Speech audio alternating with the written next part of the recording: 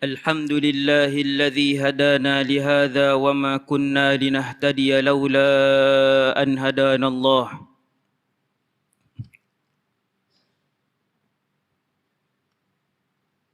أشهد أن لا إله إلا الله وحده لا شريك له وأشهد أن سيدنا محمدا عبده ورسوله وصفيه وخليله خير نبي أرسله الله إلى العالم كله بشيرا ونذيرا اللهم صل وسلم وبارك وعظم وأنعم على هذا النبي الكريم صلاة وسلاما دائمين متلازمين إلى يوم الدين أما بعد أيها المسلمون أوصيكم ونفسي المذنبة المخطئة بتقوى الله تبارك وتعالى لأنه يقول في محكم تنزيله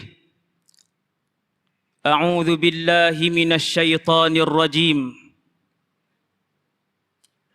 يا أيها الذين آمنوا اتقوا الله حق تقاته ولا تموتن إلا وأنتم مسلمون. Muslimin yang dirahmati Allah Subhanahu wa taala sekalian, marilah sama-sama kita bertakwa kepada Allah dan kita memastikan bahawasanya ketika mana saya dan kita semua menghadap Allah di padang mahsyar, perkara yang paling banyak yang dibawa oleh saya dan kita semua ialah ketakwaan. Kerana kita dipesan wa tazawwadu fa inna khairaz zadit taqwa. Kumpulkanlah bekalan hai sekalian manusia. Sesungguhnya sebaik-baik bekalan itu ialah satu yang bernama ketakwaan. Ketika Allah Subhanahu wa taala telah menciptakan seluruh alam, ketika seluruh langit telah dibangkitkan oleh Allah tanpa tiang, ketika syurga telah disiapkan, sungai-sungai telah dialirkan, jurang-jurang neraka telah pun dikorek oleh Allah, ketika 7 petala langit telah pun siap diciptakan oleh Allah, ketika para malaikat diciptakan oleh Allah, ketika setelah seluruh jin diciptakan oleh Allah, dan akhirnya manusia yang terakhir sekali diciptakan oleh Allah, Allah mengumumkan bahawasanya di kalangan seluruh makhluk yang telah diciptakan olehku, yang paling aku kasih dan paling aku sayang ialah manusia. Kerana itulah ketika mana Nabi SAW menyebutkan suatu kisah yang akan berlaku di padang mahsyar, yang akan berlaku di alam akhirat, yang akan disaksikan oleh sebahagian makhluk, dibongkarkan oleh Rasulullah SAW akan kejadian dan keadaan itu, iaitulah kata Nabi, inni la'alamu akhira ahlin nari khurujan. Tidakkah kalian tahu, sesungguhnya aku mengetahui satu perkara, kata Rasulullah, iaitulah aku tahu lelaki terakhir yang keluar daripada neraka. Wa akhira ahlil jannati dukhulanil jannah, dan dia adalah lelaki terakhir yang masuk ke dalam syurga. Kemudian pintu syurga akan terus tidak mengalu-alukan sesiapa pun selepas lelaki itu. Kisah ini membayangkan kasih Allah kepada manusia. Kisah ini akan menyedar dan mengajarkan kita, memberi pengajaran kepada kita, saya dan semua yang berada di dalam masjid ini, yang kita semua adalah manusia. Sesungguhnya Allah Subhanahu wa taala sangat mengasihi dan menyayangi manusia. Lelaki yang terakhir ini, kata Nabi, ditunjukkan oleh Allah Subhanahu wa taala kepada Nabi sallallahu alaihi wasallam. Maka Nabi melihat lelaki ini keluar daripada neraka Jahannam dalam keadaan kadangkala berangkat dan kadangkala tersembam wajahnya. Kerana neraka itu bentuknya adalah seperti curam yang sangat dalam. Begitulah keadaan neraka. Maka apabila seseorang itu keluar, dia keluar daripada satu tempat yang sangat bawah, jauh ke dalam. Semakin dalam kedudukannya, semakin panas dan semakin garang api yang berada di neraka Jahannam sana. Lelaki yang terakhir setelah habis dosanya, dibakar setiap hari.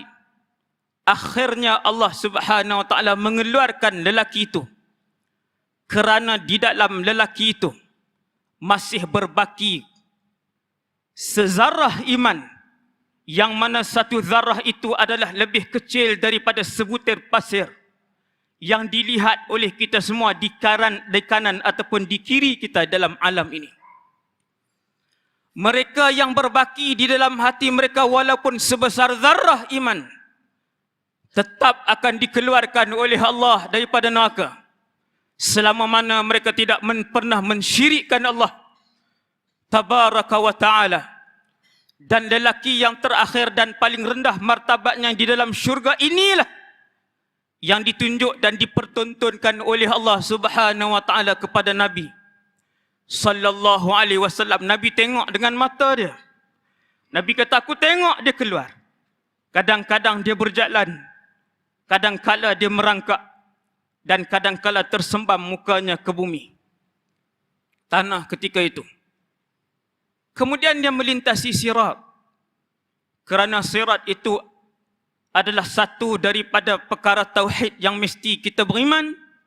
Setiap saya dan yang berada di atas muka bumi Allah ini, Islam ataupun tidak, dia akan melintasi sirat itu, termasuklah lelaki yang terakhir ini. Selesai sirat, dia sampai depan pintu syurga. Tak masuk syurga lagi, baru taman syurga. Dia nampak sepohon yang besar, sebatang pokok yang besar.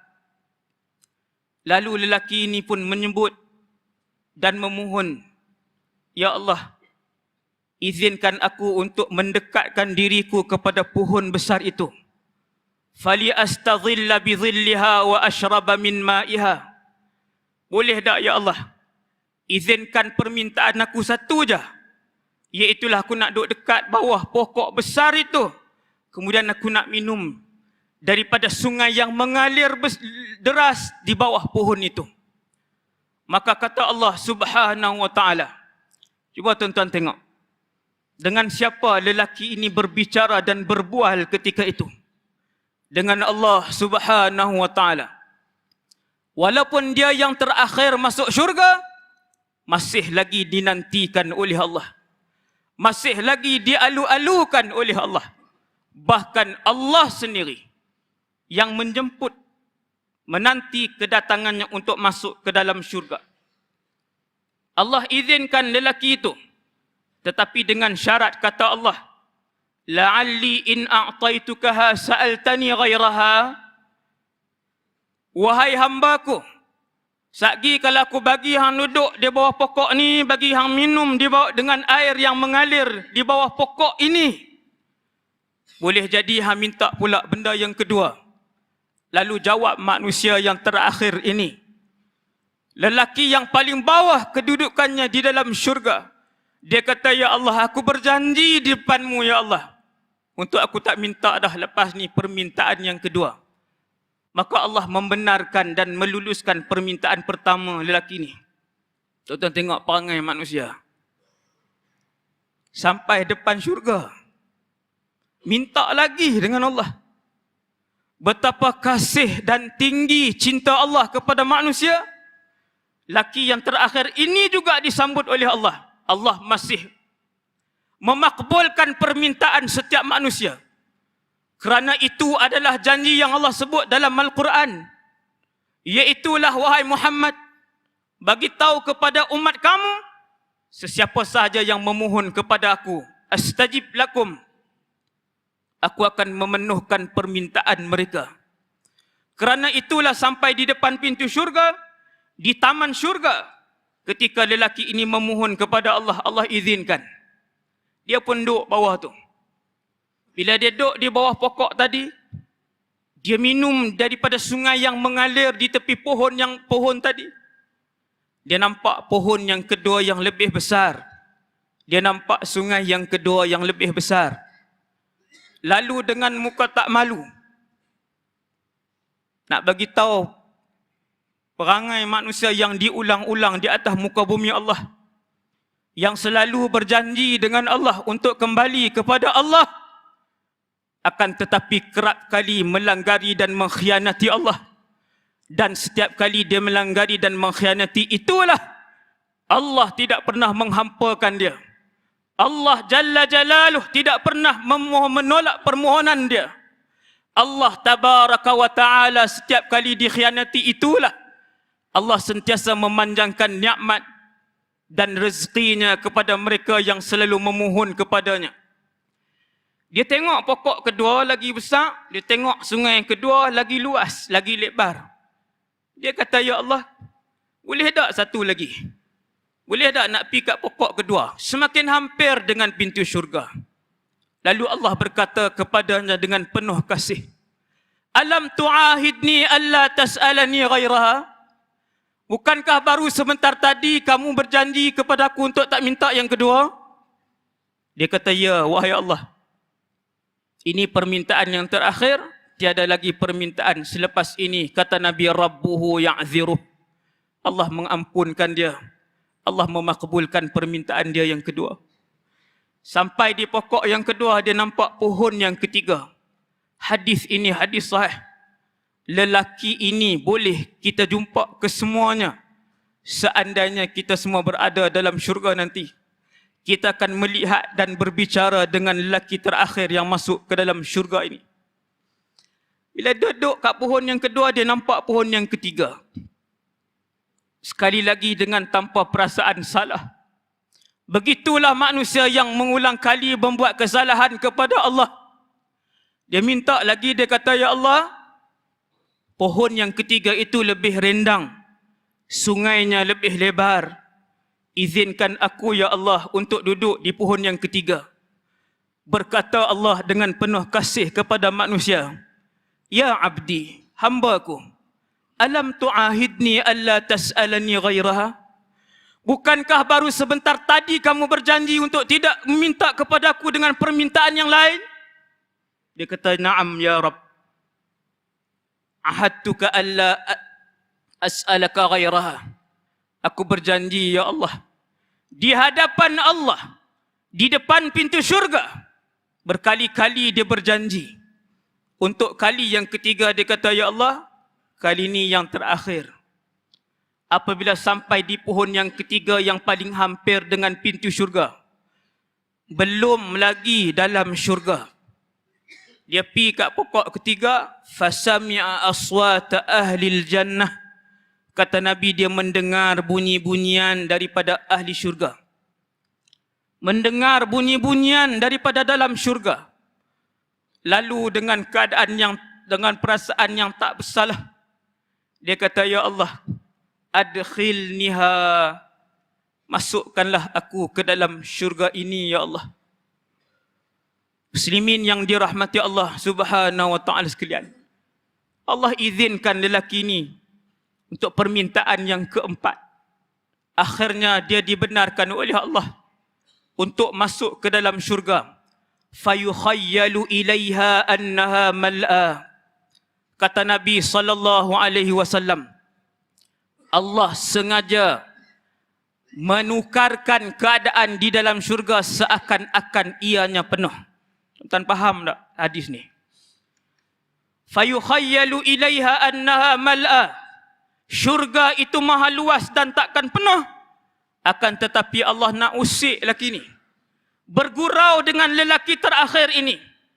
Allah buat seolah-olah syurga tu penuh. Dia masuk dalam syurga, dia keluar, dia kata, ya Allah, innaha mal'ah.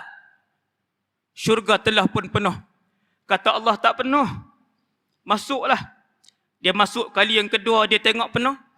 Dia masuk kali yang ketiga, dia nampak penuh. Akhirnya dia keluar. Ketika mana kali ketiga dia keluar, Allah Subhanahu wa ta'ala sendiri berfirman kepada lelaki ini, atadhkuru zaman alladhi kunta fi? Wahai pemuda, wahai lelaki terakhir kedudukan dalam syurga, wahai lelaki terakhir yang masuk ke dalam syurga, ingat tak kamu akan kemewahan dunia? Dia kata, ya Allah, aku ingat kemewahan dunia. Lalu kata Allah, aku kurniakan kepada kamu sekali ganda dunia, 2 kali ganda dunia, 3 kali ganda dunia, 4 kali ganda dunia. Ketika Allah Subhanahu wa ta'ala menyebutkan kepada lelaki ini, aku menganugerahkan kepada kamu dengan kedudukan kamu yang terakhir, kamu mendapat 10 kali ganda dunia.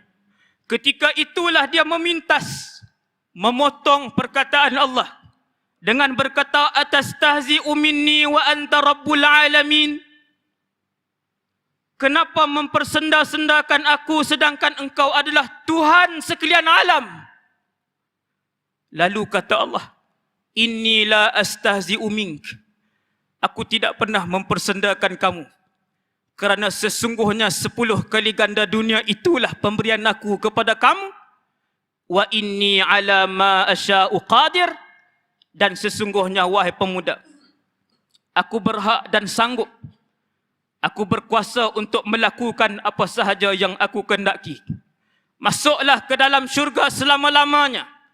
Tiada lagi sakit di dalam syurga, tiada lagi resah di dalam syurga, tiada lagi sesak-sesak di dalam syurga, tiada lagi kemiskinan di dalam syurga, tiada lagi pembohongan di dalam syurga.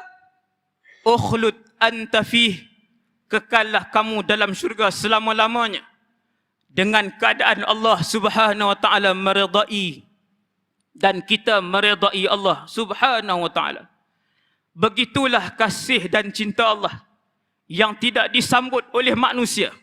Maka mimbar pada minggu ini berpesan kepada khatib dan kita semua untuk sentiasa dan segera kembali mencari cinta Allah, meletakkan kecintaan Allah yang paling tinggi di dalam hati dan kehidupan kita, mengutamakan kecintaan kepada Allah supaya Allah Subhanahu wa ta'ala memberikan dan menganugerahkan kecintaannya kepada kita. Sesiapa yang kembali kepada Allah, sesiapa yang mencari cinta Allah, maka Allah Subhanahu wa ta'ala akan menuju kepadanya. Dengan erti hidayah Allah akan diberikan kepadanya, taufik Allah akan diberikan kepadanya. Semoga kita semua digolongkan oleh Allah di kalangan orang yang dianugerahkan syurga dan redha-Nya. Aqulu qawli hadza astaghfirullahal azim li wa lakum. فيا فوز المستغفرين ويا نجاة التائبين. اللهم صل وسلم على سيدنا محمد وعلى آله وصحبه وبارك وسلم. ورضي الله تبارك وتعالى عن كل صحابة رسول الله أجمعين. الحمد لله حمدا كثيرا كما أمر. أشهد أن لا إله إلا الله وحده لا شريك له. وأشهد أن سيدنا محمدا عبده ورسوله. اللهم صل وسلم على سيدنا محمد وعلى آله وصحبه وبارك وسلم. أما بعد. عباد الله، أوصيكم ونفسي بتقوى الله تبارك وتعالى لعلكم تفلحون. اتقوا الله لأنه يقول في محكم تبيانه: يا أيها الذين آمنوا اتقوا الله ولتنظر نفس ما قدمت لغد واتقوا الله إن الله خبير بما تعملون. إن الله وملائكته يصلون على النبي يا أيها الذين آمنوا صلوا عليه وسلموا تسليما اللهم اغفر للمسلمين والمسلمات والمؤمنين والمؤمنات الأحياء منهم والأموات إنك سميع قريب مجيب الدعوات اللهم انصر الإسلام والمسلمين اللهم انصر الإسلام والمسلمين اللهم انصر الإسلام والمسلمين في مشارق الأرض ومغاربها واشمل اللهم بعنايتك وتوفيقك جلالة الملك مولانا السلطان صلاح الدين ابن المرحوم سلطان بدليشة اللهم وفقهم للسداد وأصلح بهم العباد والبلاد واجعل التقوى لهم خير زاد إنك رؤوف رحيم جواد يا لطيفا بالعباد يا أرحم الراحمين عباد الله إن الله يأمر بالعدل والإحسان وإيتاء ذي القربى وينهى عن الفحشاء والمنكر والبغي يعظكم لعلكم تذكرون فاذكروا الله العظيم يذكركم واشكروه نعمه يزدكم واسألوه من فضله يعطكم ولذكر الله أكبر والله يعلم ما تصنعون